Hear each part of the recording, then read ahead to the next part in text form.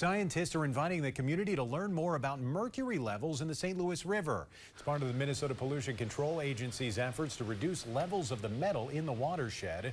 There are two upcoming public forums for residents to learn how much mercury is there and the work being done to reduce it. The first forum is February 26th in Eveleth. The second is the 27th in Cloquet.